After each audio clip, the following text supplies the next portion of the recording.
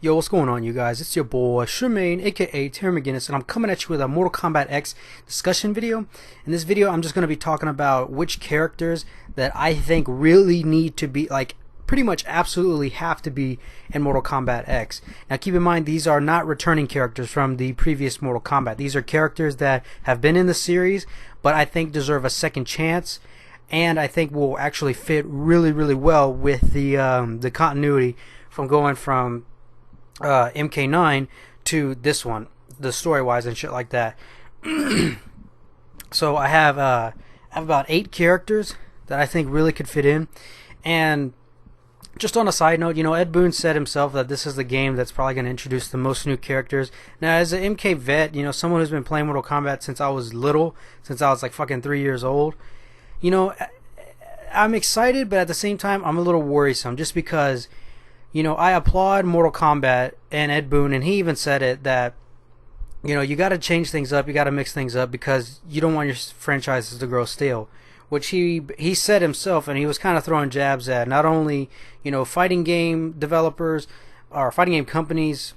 I guess that's the right, anyways, you know what I mean, like, companies and developers from just all genres. Like, they went from their 2D fighting game to a 3D fighting game, and yeah, I think those games were pretty fucking terrible in terms of just like fighting mechanics, but I mean, they were still a Mortal Kombat game, and that's what, the essence of the Mortal Kombat never left. But they always tried something new, you know what I mean? So you always got to applaud them. But at the same time, it's like, you had terrible characters. You had Cobra, you had Darius, you had fucking Hotaru, you had Suhao, you had fucking shit, who else? I'm trying to think. Stryker is just not a good character. Like, he really isn't. I mean, there's other characters that are terrible. They have no depth. They just feel like it was just kind of thrown together. Excuse me. But then again, you also have great characters, you know what I mean? Kenshi was a brand new character in Deadly Alliance, and he's awesome. He's a fucking sweet ass character. He's the bomb, you know what I mean? I love Kenshi. So, you kind of proceed with caution, you know what I mean? It's Mortal Kombat. It's NetherRealm Studios. It's Ed Boon. They're always going to me, they deliver. They deliver when it comes to it being a Mortal Kombat game. Not necessarily fighting mechanics. For one, I don't like dial a combo. I don't like having a block button. That's just me. I don't like 4-button fighters. But still, I love the Mortal Kombat games because I love Mortal Kombat. I love everything about it. I love the characters. I love the stories. I love the clans. I love the fucking the realms and all that shit. You know what I mean? So I'm obviously hyped because I'm a huge MK fan. But I'm proceeding cautiously. You know what I'm saying? I'm proceeding cautiously when we talk about new characters, brand new characters. But anyways, that's besides the point. Now moving on. So I have about 8 characters that I think really should be in MKX. And these are in no particular order, but let me go ahead and start with the top, and that's Bo Raicho. It's kind of already confirmed that he's going to be in the game.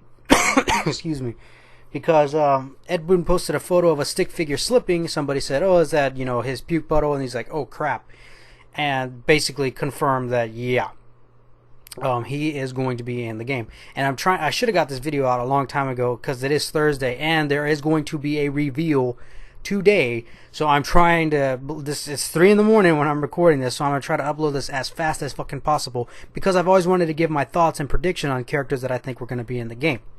So anyways, Bo Raicho. The reason why is Bo Raicho has been in Mortal Kombat since before MK1.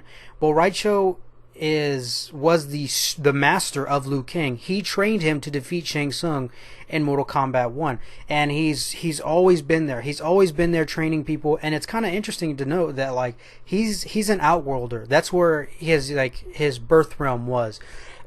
Even though he spends time in Earthrealm, because obviously he doesn't want to side with Outworld. And that's another interesting thing that, if you didn't know, the reason why he's never directly competed in a Mortal Kombat tournament is because if he wins, because he is from Outworld, because that is his origin, his birth realm, his win would go to Shao Kahn, and that's why he never competes. But yet he's always training people. He has trained Liu Kang, he has trained Kung Lao, he has trained Shujinko, who was another character I believe should be in this game. But Bo Raicho is, to me, someone that really needs to get another shot, because some people didn't like him. I liked him. When I think about it, it's like this dude he trained the greatest warrior in the entire series. I would like to see Liu Kang fight the great Kung Lao. Obviously, that's never going to happen. But he himself has trained him to be basically a model of, combat perfection. And I think it would make sense with, Liu Kang not becoming dead. That wouldn't make sense. With Liu Kang dead and the story continuing, Raiden would have to have someone which I will get to in a minute, besides fucking Bo Raicho. Raiden would have to have other people to help guide the rest of the Earthrealm warriors that are still alive, which is Johnny Cage and Sonya for the most part, because Nightwolf is dead, and Nightwolf was Raiden's second in command in MK9. When Raiden was absent, he was leading them. So he doesn't have another person to offer that wisdom, yet he can always rely on Bo Raicho. And it's a perfect place to insert him into the game, give him his own variations, give him a Drunken Master variation, give him this variation, that variation. I think it's a really good game that he deserves a second chance in, and then he would fit in perfectly with the series, because he could be training other new characters that would be introduced and stuff.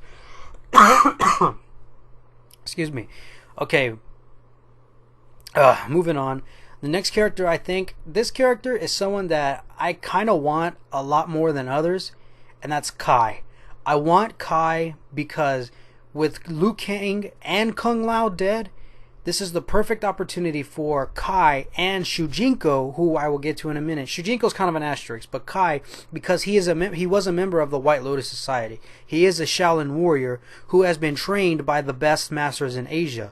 He could be trained by Bo Raicho, because now we don't have a front runner for, the forces of light in regards to Earthrealm, because Kung Lao and Liu Kang are both dead. So to me, he seems like a perfect fit to be like the new, put an asterisk, or quote unquote the new like poster boy for Earthrealm.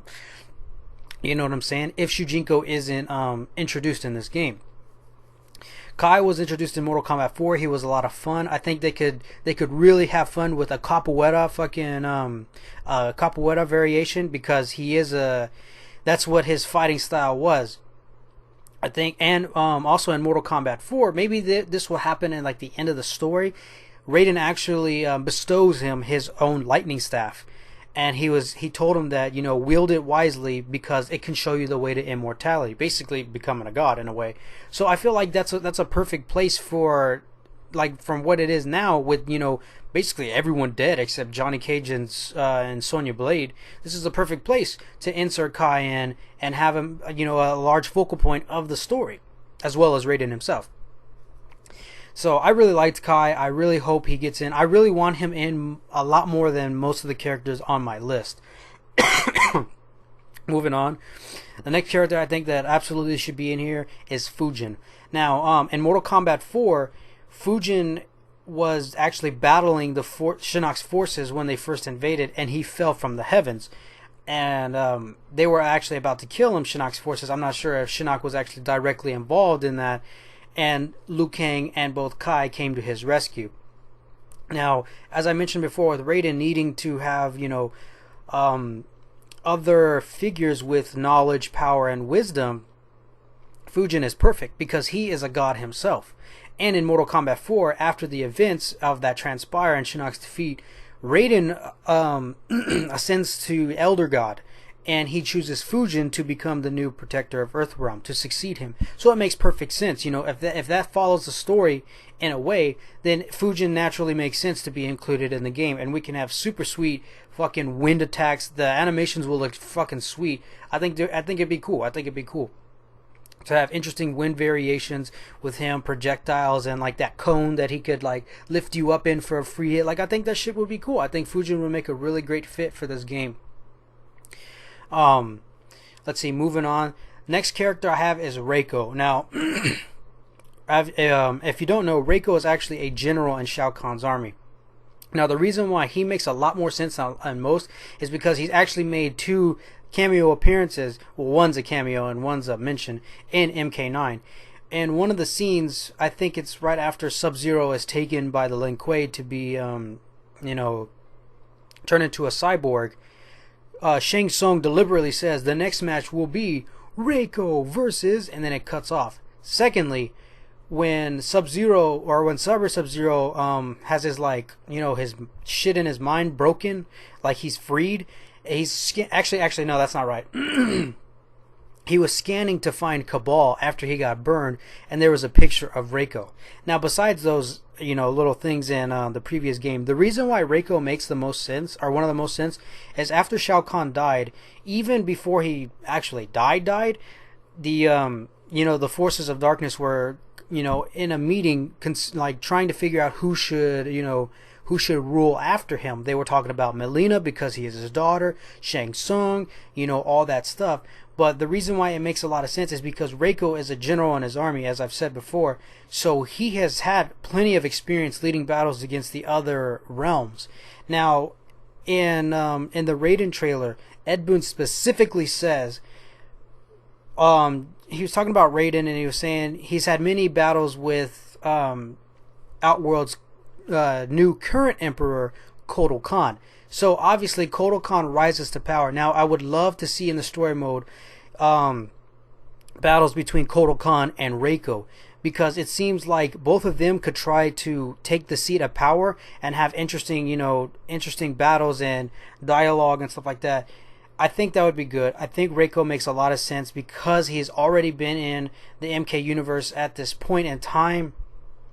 He has been a general in Shao Kahn's army. He has experience. I think he makes a lot of sense to throw him in the game. Moving on, Havoc. I think Havoc almost absolutely has to be in this game. Havoc is the cleric of the Chaos world. He's so badass because he doesn't give a shit who wins as long as there's, like, you know, forgive the redundancy, chaos. As long as there's, like, shit happening everywhere, people dying. As long as there's no balance, he does not want a neutral balance. He does not want 50-50, 50 good, 50 bad. He doesn't want... Actually, I fucked up a little bit. I'm a little tired. Yeah, Havoc wants nothing but entropy. He wants everything in shambles. He doesn't necessarily want everything all good. Obviously, that would be the worst, but he doesn't want everything all evil. He wants things to be constantly fluctuating. So he doesn't want everything to be half and half, but at the same time, he doesn't want the forces of evil to completely win, because then there would be no chaos. There would be law and order. And at the same time, he doesn't want the forces of good, the forces of light to win, because there would be law and order. He constantly wants to fucking have things fuck up and have chaos. You know, I try not to be redundant, but I can't think of another fucking word. He would make a lot of sense. He would have some interesting variations with his bones breaking and like disfiguring his own body to attack you and stuff like that. I think he makes a good fit for this game. I really hope he makes it in. Now the next character is Tanya. I think with Kitana's dead. I'm trying to remember if Melina is dead. I'm not totally sure if Melina's dead. But I think Tanya makes a decent fit just because we don't really see a whole lot of Adenia in MK9, and she can just slip right in there, being an assassin and just being someone that's with the forces of darkness. You know, I can't really think of too much, but I think she'd be a nice female character to have in there that kind of makes sense. That she can just slip right in there. I think she'd fit fine. The next character is Shujinko. Now, Shujinko, here's the issue with Shujinko, because Shujinko doesn't necessarily make his first appearance until Mortal Kombat Deception. And at that time, in the beginning, Shujinko is like a teenager. Like, he's anywhere from 16 to 18. And then, obviously, the whole Deception story is following him as he grows old. Now, with Shujinko, it's like he could fit in the game well, but it's impossible if he's not alive at this time, if he's not born at this time. But like I said with Kai, he would make the perfect front runner because he was, as Ed Boon has stated, the second generation Liu Kang, you know what I mean? Being trained by Bo' Raicho and the many masters of Earthrealm, Outworld, and all the realms that he's been to. Sado, fucking the Nether Realm, the Chaos Realm, you know, and Adenia itself. He would make a perfect fit if he's technically alive and of age at this time. If not, I would really like some cameos by him or some mentions and shit. I think that would just be nice. because Shujinko makes a whole lot of sense, because from Deception, that whole game is based on his life going forward. And I think he just makes a whole lot of sense to slap him in this game. And he would have interesting variations with the number of styles and moves and, masters that he's learned under. So like I said, it's kind of similar with Kai. I think he would be a good poster boy for the Forces of Light. I really hope he makes it in the game. I think it'd be nice, but you never know. So the last person I can think of is Ashra. Now Ashra she appeared in MK Deception, and she is actually a demon from the Netherrealm. She's an Oni from the Netherrealm, but she's kind of interesting because she what the fuck is going on with this damn thing? Sorry, I got our page pulled up just so I can refresh my memory. But anyways, she is a demon from the Outworld. I mean, not the Outworld, the Netherrealm. And she was once a member of the Brotherhood of Shadow, serving under Quan Chi, who worshipped the fallen elder god of Shinnok. So it kind of makes sense that she would fit in the game, considering that this is supposed to be Shinnok's rise to power. If we follow from MK9 to the ending of MK4, and the ending of MK4, the ending of MK9 to the beginning of MK4. What I think it'd be cool to have her in there, because she blindly followed them, and she could, in the story mode, you can see her doing dirty work, killing people, and all in servitude of Shinnok. And another thing that's pretty interesting about her is she found a holy sword called the Kriss, Kriss, and then she learned that the blade itself is cleansing her soul. It's cleansing her soul and removing the evil spirit from removing the evil from her spirit, and she wields the sword hoping to kill enough demons and Onis alike to be able to rid her soul completely, and therefore the Netherrealm itself would reject her. I think that would be cool. I think it'd be kind of an interesting dynamic. And if you actually know, the sword itself is it's a mystical vampire slaying weapon that corrupts its wielder with a false belief that they're using it for a greater purpose in order to continue its genocide against vampires and other demons. So she's not actually cleansing herself, she just is believing it. But I think she would make a good fit. I think she's a character that definitely deserves a second chance, because while Deception's conquest mode, I loved it. You can kind of tell at that time there was still a lot of kind of narrative issues, the way that it was conveyed and stuff like that with the small dialogue. But now, as we see with Mortal Kombat 9, we can see the nice, the nice cutscenes, the nice dialect and shit like that, and the nice dialogue, I kind of meant to say. And I think it'd be interesting, you know what I mean? I think that'd be interesting if, most, if not all, those characters make it in the game. So let me know what you guys think. I know it's a very long video, but this is, a series that I love, and I really love to go in depth. And I kind of wish I would have made this video a hell of a lot earlier, because I wouldn't have been recording it this fucking late, and I would have had a lot more to say. But if you made it and managed to make it through the video, I greatly appreciate it. I'm going to put annotations in YouTube to show you where exactly to skip to learn about this character, that character, blah blah blah blah blah. But anyways, that's gonna do it for me, you guys. We should be getting a trailer today, so I'll definitely look at it, watch it a bunch of times, do a trailer breakdown for you guys. So yeah, that's gonna do it for me, you guys. My name is Charmaine. I am out. Peace. Have a good day.